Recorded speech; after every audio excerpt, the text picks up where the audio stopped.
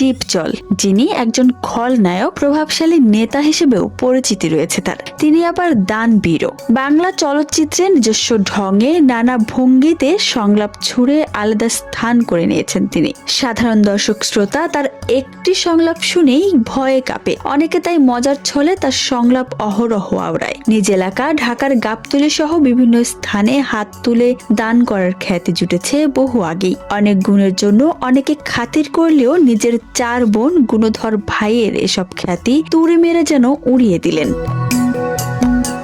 তাদের কাছে তিনি একজন প্রতারক।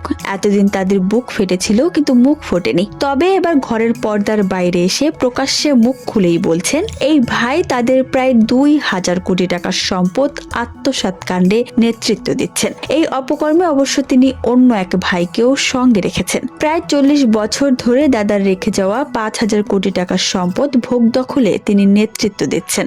জমি বিক্রি করছেন প্যাকেজ আকারে। তবে ডিপজল তার বোনদের তোলা সব অভিযোগ অস্বীকার করেছেন। ডিপজলের জলে ভাবমূর্তির মুদ্রার পিঠ উল্টিয়ে তারা জানান দীর্ঘ 40 বছর ধরেই পৈতৃক সম্পত্তির অধিকার থেকে 4 বোনকে বঞ্চিত রেখেছেন ডিপজল। সম্প্রতি নিজের ফেসবুকে একটি পোস্ট করেছেন ডিপজল। তিনি লিখেছেন, আমার বোনেরা আমাকে নিয়ে যে মিথ্যা অপবাদ ছড়িয়ে দিয়েছে তার বিষয়ে আমি আপনাদের সামনে কিছু বাস্তবতা তুলে ধরতে চাই। প্রথমে পরিষ্কার করে বলতে চাই, এই বক্তব্য দেওয়ার উদ্দেশ্যে কাউকে অসম্মান করা নয়, বরং আমার প্রতি ছড়ানো ভুল ধারণা ও মিথ্যা অপবাদের বিষয়গুলো সত্য তুলে ধরা। তিনি লেখেন, আমার বোনদের আমি সবসময় সম্মান, ভালোবাসা ও সাধ্যমতো সহযোগিতা করে এসেছি। এ কথা আমার এলাকার মানুষ ও আশেপাশের পরিচিত সবাই জানেন। একজন বোন ক্যামেরার সামনে কাঁদতে কাঁদতে বলেছেন তার অসুস্থ সন্তানের খোঁজ নিইনি, অথচ তার সন্তানের চিকিৎসার জন্য আল্লাহর দেওয়ার সামর্থ্য অনুযায়ী আমার পক্ষ থেকে একটি বড় অঙ্কের সহায়তা করেছি এবং চিকিৎসার ব্যবস্থা করেছি।